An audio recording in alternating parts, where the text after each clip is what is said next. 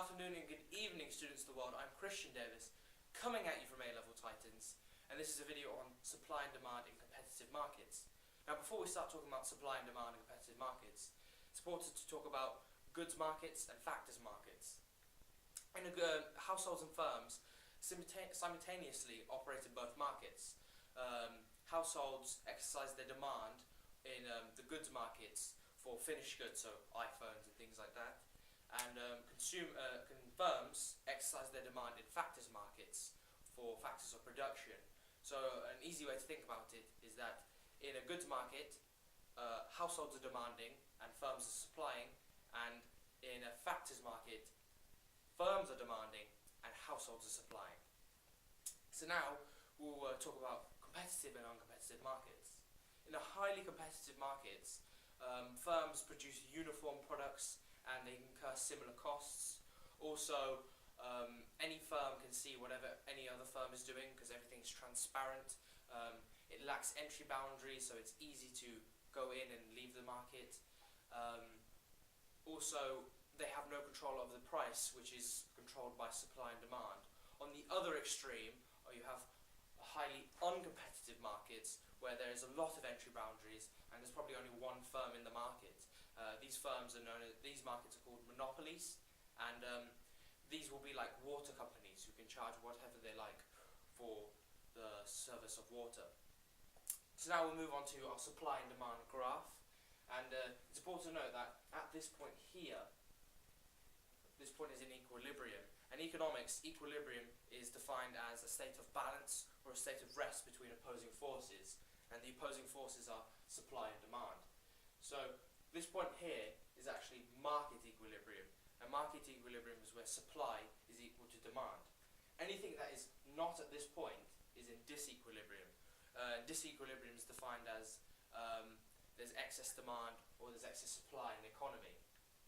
So if you take the point P2, this is at excess supply, because what happens is that firms are willing to supply Q2 of a product, but consumers are only willing to demand Q1 of the product. So what happens here is that firms start to lower their price until they reach the point of P star Q star, which is equilibrium. And an example of this is that if you go to any food markets in a town, in the beginning of the day, prices will start off high, and as the day goes on, the price will start to lower and lower and lower. And now we'll move on to excess demand, which is at P1, because consumers are willing to demand Q2, but firms are only willing to supply Q1. So a good way to look at it is that this area here is lucky consumers, where they get their product for a bargain price of P1. The unlucky customers, which is in this area here, they have to bid up the price. They have to battle for it. So they push up the price until they get to the point of P star Q star, which is the equilibrium point. To note, it's important that at equilibrium, consumers and firms will not change their market interactions and plans because, well, they get the product what they want. And at equilibrium, the market clears. Now moving on to shifts of supply and demand. You can see here that first, the price started off at P2 and quantity supplied and quantity demanded was at Q1. Say there's extra demand. It could be, say for example, this was tomatoes. There could have been a bumper harvest. There could have been things to increase the yield. So this increases supply to S2.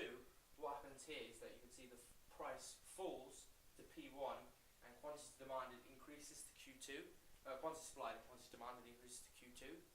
This is known as an extension of demand, because the demand axis is not changing, it's just the price level is changing.